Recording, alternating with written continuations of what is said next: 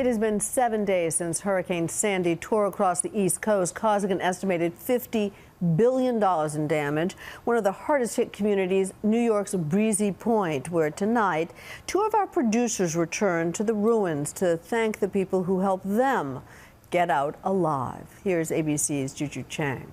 So basically, this is all of the remains of Irving Walk. It's crazy. 100 homes gone.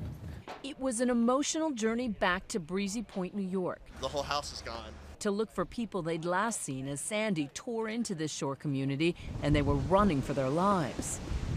We knew there was going to be water and we knew there was going to be wind, but I think the last thing we thought was a fire. Jim DuBreuil and Keturah Gray were here on assignment for ABC News, the only journalists inside this gated community. It's like the apocalypse is hit. When amid 80-mile-an-hour winds and a 13-foot storm surge, a fire erupted and began jumping house to house. We still have all night long. This is a parking lot. There were all cars back here.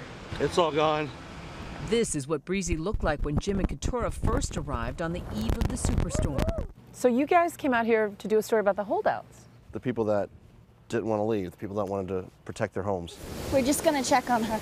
Mary LaPera introduced them to her neighbors, who, in spite of an evacuation order, had decided to ride out the storm.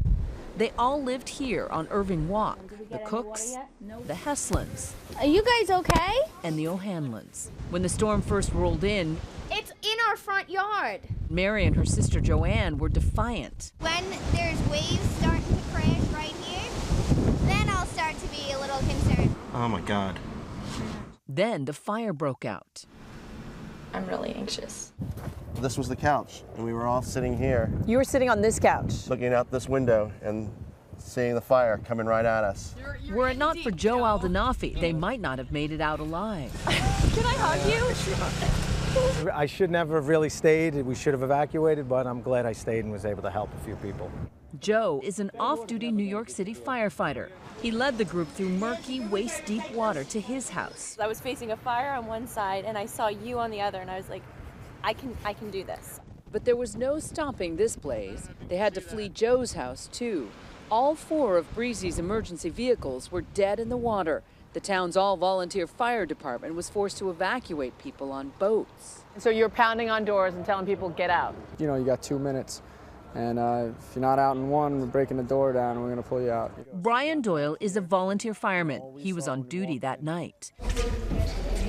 Jim and Keturah ended up here at St. Thomas More Church. Right now, we're in a church. There's about 40 of us that are, as we speak, are about to be evacuated and taken out of here on a bus. This is a community that lost the most people during 9/11 of firefighters and cops. This community was hit horribly tonight. This is the first Sunday Mass since the floodwaters receded from these pews. Hurricane Sandy has given us a lot to think about, a lot to pray about. And this is Irving Walk now. The houses gone. Oh my God! Their residents all survived. We jumped out of our house, man, running for our lives, and we swam down this wall. But the firefighters who saved them, their fire trucks, hoses, even their radios, were all lost.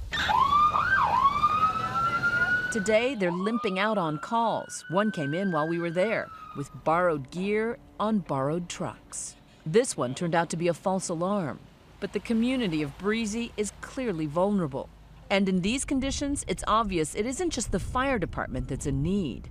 This place, and so many others like it, up and down the coast, from the Rockaways to Staten Island to the Jersey Shore, all need help to rise from the ashes. We'll get through this.